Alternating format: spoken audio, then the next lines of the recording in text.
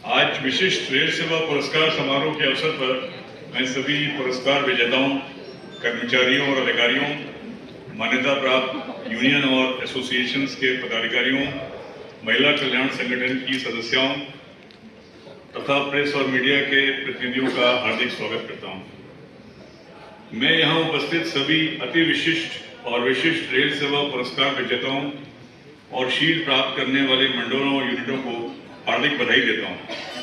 आप सभी रेल कर्मियों के उत्कृष्ट प्रदर्शन से उत्तर पश्चिम रेलवे की भारतीय रेल पर एक अलग पहचान हुई है।